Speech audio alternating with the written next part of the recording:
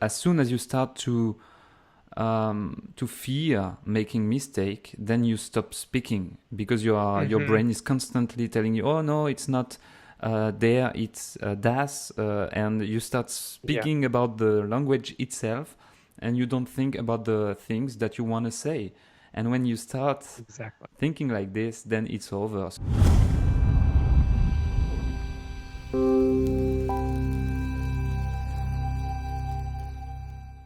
One thing that I wanted to talk to you about using this book, having it here, was I find it so funny. After I began learning Portuguese, so I'd learnt French to a pretty good level, I felt like, where I could communicate and get my point across with people who didn't speak English. And I Mm. was really proud of myself because I'd never done that at school. But with the help of your podcast and online resources and motivation, it happened.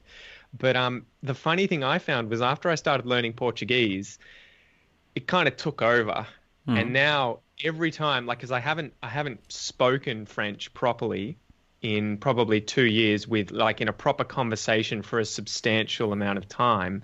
So now I have the weird problem of every time I want to speak French and I can't think of the word I want to say, my brain puts in the Portuguese. Mm. It doesn't touch the English, but it always puts in the Portuguese. So I wanted to ask, do you have the same kind of issues with German and English and French as well? Definitely. So not with French because, as you said, your mother language is here and will always be something Yeah. special. But with the foreign languages, I had exactly the same experience in when I arrived in Austria and Mm. started to learn German very intensively. I mean, I was spending my days learning German. I wasn't able to speak English anymore. I mean, I had my interview in English before. I was fluent in English, but the first, let's say, 3 months, I wasn't able to speak English at all. I started one sentence in English, and my brain was telling me, "No, no, your foreign language is German," and he was throwing me a lot of English words in my German words in my English sentences.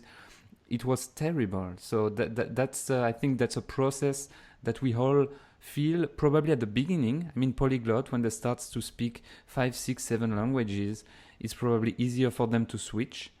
But I Mm. experienced it as well, so it's I think definitely. they embrace it though too, right? That was a big thing for me with Portuguese. I decided, you know what, I'm probably going to marry this woman. I'm probably going to have Mm. children with her. Turns out I was right. And this was like a year and a half ago, and we were living together, and I just said, we needed to move house. So I said, let's move in with some Brazilians. Screw it. They're everywhere in Australia. Let's find some Brazilians in Canberra, where we were living at the time, which is the capital of Australia.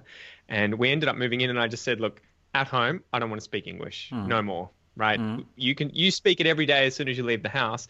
And it was funny because for the first few weeks I was very anal about making mistakes and felt like an idiot because there were all these we live with five Portuguese speakers Mm. and so I felt horrible. But the moment I let go and just stopped caring and just kept making more mistakes, that was when my learning curve kind of really started to take off. So was it like that for you and German when you went to Germany and Austria? Did you have that process? Yes, I would say yes and no because from the beginning I didn't care making mistake. I mean, and it's quite hard for me to really understand because I'm a perfectionist. So I hate doing mistakes. Generally, I try to do stuff as good as possible, and it comes from my education.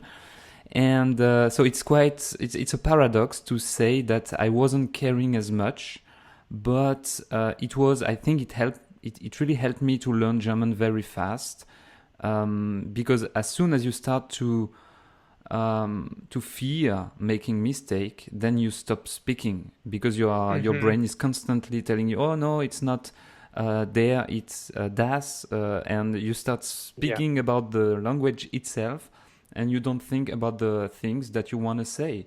And when you start exactly. thinking like this, then it's over. So to me, it was quite easy to accept the fact that I will do a lot of I will do a lot of mistakes.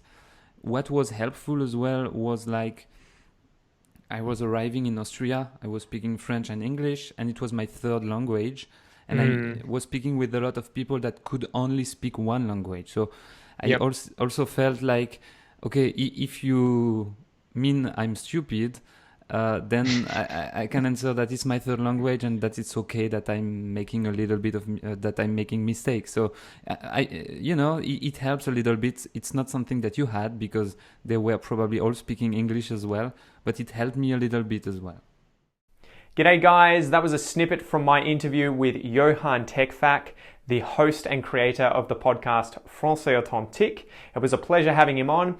Make sure that you keep an eye out for the full episode, which will be up on the Aussie English podcast in a few days. In the meantime, to get access to all of my other content, my online academy and my courses, go and visit aussieenglish.com.au.